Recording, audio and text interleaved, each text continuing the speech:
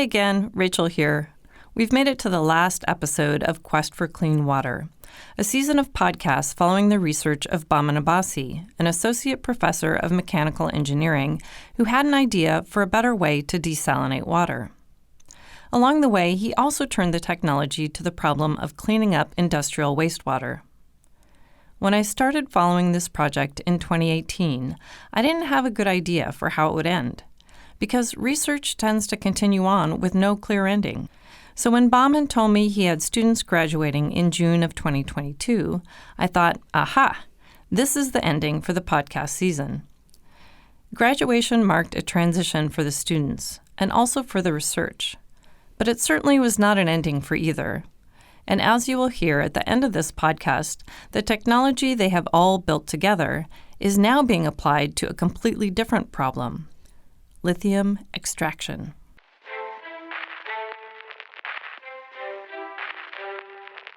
From the College of Engineering at Oregon State University, this is Engineering Out Loud. The timing of this interview marked a kind of graduation for the desalination and wastewater treatment projects that are moving out of the lab and into the world. Bahman's summary of the desalination system started with a surprising confession. When we first proposed this, when we first conceived of the idea, I had convinced everyone that this was going to work. I was not convinced.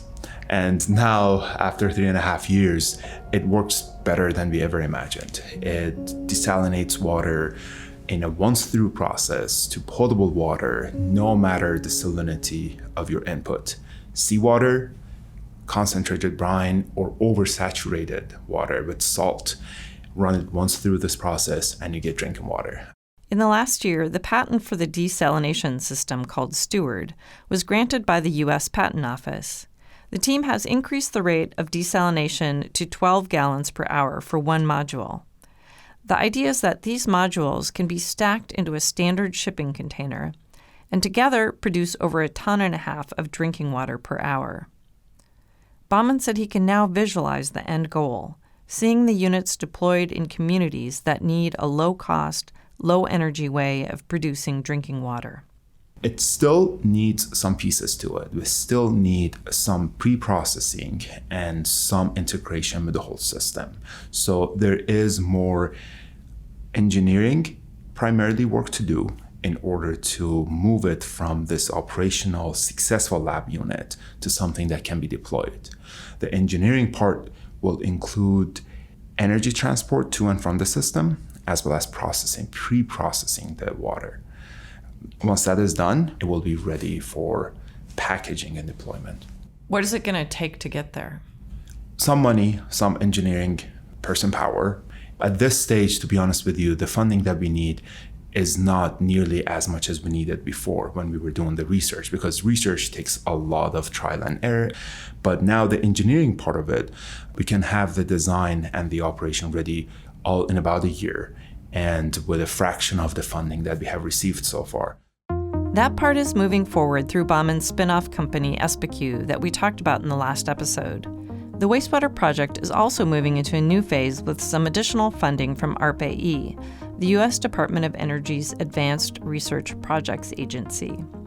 The team was also awarded a patent for the wastewater treatment system they call Scepter. The lab module is ready, is operational. We have demonstrated the parameters, the operation envelope, and now we are in the process of designing a pre-pilot unit. And the role of that is to focus more on the engineering part of it, how we can scale this up by some factor, in this case, by a factor of 10, and how we can prove our process outside of the laboratory with real oil and gas wastewater or industrial wastewater, and show that if you give it the actual product in the field, it will give you 99% clean water. In the lab, they can process wastewater that is 25% contaminated and output 99% pure water, which is 1% higher than a year ago. But Bahman is not satisfied with that. Because right now, the 99% is not suitable for agriculture. It's a big success. It's beyond our original scope. Still not good enough for agriculture. So we're going to take that extra step, do everything we can to make this suitable for agricultural use. Since we spoke, the team has tested the system with brackish water from the Permian Basin in Texas and cleaned it to over 99% purity with no fouling. To commercialize the technology, Espiku has partnered with companies that can help them build and demonstrate a pilot plant. We have an Oregon company which specializes in containerized wastewater treatment units. They have deployed units from Alaska to Iraq, and they are ready to fabricate these. We have a design firm who's ready to design the whole pilot plant for a containerized unit, and we have commercial partners who are ready to market this and put it in the field. The students got a chance to showcase the technology at the ARPE Energy Summit, where their project got some much-deserved attention. We all ran out of business cards, so whatever that tells you. And I have to say, it was such a good, rewarding experience for us, for our research team. So people saw them, saw the device, saw what they had accomplished. And in addition to really valuing the research that we had done, the personnel, the staff, the students, the postdocs were there, and all of them found opportunities that could lead to other things for them. Bauman's entire team included 4 PhD students, 6 master's students, 3 postdoctoral scholars, and 19 undergraduates, who all dedicated a portion of their lives to the research. 4 graduate students, 3 of whom had been there since the beginning, were graduating the week we spoke. It was a time for Bauman to reflect on what they have accomplished. I really look at my students today as they graduate, and they are going to walk in just a few days. And honestly, this is what I told them, and this is what I tell you here is I look at what they have achieved, and I think to myself that my life has meaning. It is what I want my life to be known for, both the educational aspect of it, the mentorship aspect of it, as well as the technology, research, development, and the impact it has on people's lives. I look at my students and my team, and I tell them most days and most weeks that none of this would have happened without them. And I hope that they realized how valuable their efforts have been. Without further ado, here they are. My name is Mohammed El-Hashimi, and I'm getting a PhD in mechanical engineering. I'm from Sudan, East Africa, so I was working in the oil and gas industry, which, all the controversial talks about it, because as much as you do, at the end of the day, you're just destroying the environment, right? So, I wanted to get out of that environment and do something that actually good. My research was basically focused on minimizing the energy consumption and developing technologies or components that can help in transforming this technology into zero liquid discharge technologies. So the artificial intelligence algorithm I developed was mainly to optimize this technology and bring it to the best performance in the least time and with the minimal testing. I want to stick to the research field. I don't have preference regardless if it's in a university, in a company, in a national lab. I want to do research because I like how we deal with something new, how we uncover the unknown every day. It's funny that now I feel like I know the least. I learned a lot more, but at the same time, the most thing that I learned is that there is much more to learn in the world, especially in my field. So I think that's the irony of it. I thought that I know a lot, but now after I finish my PhD, I know that I know the least. And there is still a lot to learn about in the future.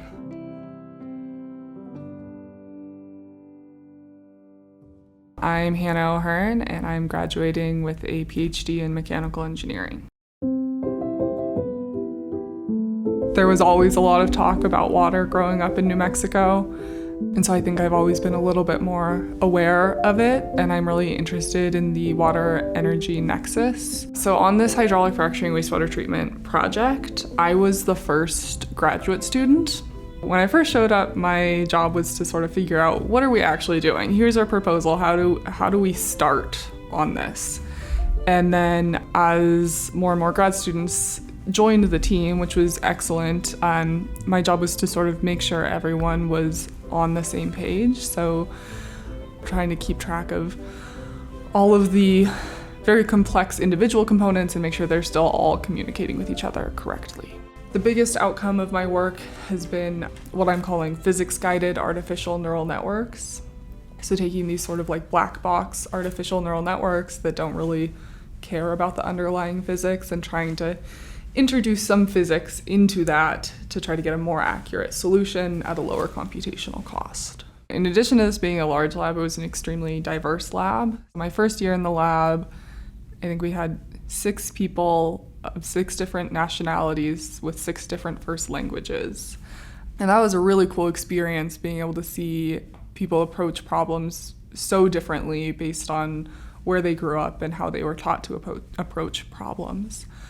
I am going to become a lecturer at Boise State in the fall. I am really excited about teaching. I had the opportunity to be a lecturer on the Cascades campus, and that was just a life-changing experience for me, and I realized I want to be doing this every day. And so that really changed the whole trajectory of my career.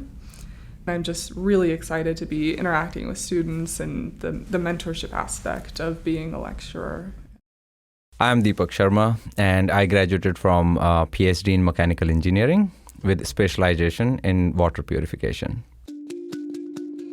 When I was doing my master's in India, I realized that research is one of my great interests, and I always like to use my interest when they align good with the social development and on the humanitarian side. And water, is just very, very important. So my role was to make sure that the whole system runs on the solar energy, and then the second one is to suppress the fouling in the system so that it becomes more reliable. And for that, the choke point in the system is the atomizer. And so we designed a novel air blast atomization mechanism that demonstrates 100% suppression. Coming from a different culture also gives you a different way of looking at technologies. And having people from 5-6 cultures in one place, it was definitely very innovative, because if you walk in our lab, you will see like so many things are just novel. We created novel this, we created novel that. So that is like, that comes out of this, having a great diversity in the group. I want to work with a couple of more research labs, so that I can see the different working styles. At the end, I want to be a professor. I want to stay in the academia, and I want to have my own research lab, and a very diverse one too. My intentions with PhD were pretty fine, that I definitely knew that I need it. I want it. And it is not something that is like served to you. You earn it. And there will be a time that you yourself realize that, oh yeah, I earned it.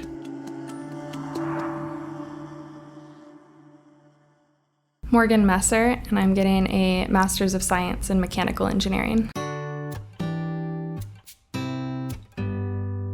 I did my undergraduate here at the Oregon State Cascades campus and got to know Dr. Abbasi pretty well through that, and then he invited me to come work for his lab, which was a great opportunity.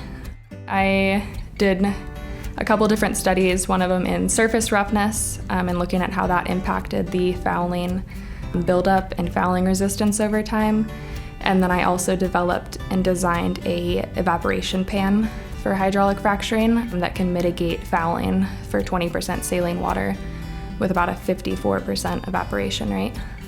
I learned a lot about communication and trying to communicate with so many people, especially during COVID, and understand everybody's kind of roles, and also the bigger picture to make sure that my component fits with theirs at the end of the day. I think I'm most proud of being able to work on such a large team on like a real world problem, and I think it's been really interesting to see like how this could really be applied somewhere, and actually being able to put together the system and have it run for several hours, I think was the most rewarding part. I am looking for jobs in industry. I think I like that it's a lot closer in like the research and development side of it to becoming like a real solution, and getting to work a lot more with customers. It was a great group to work for. I really liked the projects. They were very applicable to real problems that you see out there. So everybody's theses, if you take away all the technical jargon, are very real world problems that are happening right now. And I think that that was a really valuable experience and makes a lot of the lab very passionate about what we do. Amazing individuals. Since I spoke to them, Mohammed started working as an R&D engineer for energy recovery in the San Francisco Bay Area. Heno Ahern began teaching at Boise State University. Deepak Sharma became a faculty research associate here at Oregon State, and Morgan Messer got a job as a sustainability engineer at Autoliv in Utah. Jessa Cicada, the undergraduate from an earlier episode, is an associate energy systems engineer for NLX, where she works with battery storage for solar power systems, which is coincidentally related to the next chapter for the desalination technology, lithium extraction. The story about how Bauman got the idea to take his technology in a completely new direction starts with the origin story for all of this work, which I'd never heard before. I'll tell you a funny story. Years ago, I was at a conference and I was at this table and someone was talking about using a cyclone separator to extract some sort of carbon from some sort of flow. And I sat there and thought to myself, wait a minute, what if instead of carbon from an exhaust fume, we used a cyclone to extract salt from a humid airstream? That would be a desalination device. And from that, I conceived of the idea of our desalination system, which relies on cyclonic separation. So very similar to that, I was reading an article about the need for lithium, the need for concentrated brine, and the need to find environmentally benign ways and rapid ways to concentrate this brine and extract lithium. And I thought to myself, well, that's exactly what we do with our desalination. And at the same time, some of my colleagues suggested, by the way, that's an avenue for you. Indeed it was. The Espiku team were semifinalists in a competition funded by the U.S. Department of Energy's Geothermal Lithium Extraction Prize, and were awarded a grant from the U.S. Department of Defense Small Business Innovation Research Program. Why is lithium important? Well, electric cars, cell phones, computers, solar and wind energy storage all use lithium-ion batteries. And currently, the U.S. produces only 1% of the world's lithium. That means we depend on bigger producers like Australia, Chile, and China. Bauman saw an opportunity to extract the lithium that is in the U.S. Mining is one way that people get lithium out of the earth, but there is another way. The other avenue is to extract lithium salts from continental or geothermal brines. These are subsurface brines, warmer brines that have trace amounts of lithium in them. And here in the US, we have tremendous resources of such brines. We can't extract much lithium out of them because the process of doing that is very time consuming and it's very environmentally damaging. So what we are going to do with our system and what we have proposed and we have had some success with is to operate our desalination unit. Instead of running just salty water, run these continental and geothermal brines through it. We will run the brine that has about 160 parts per million of lithium.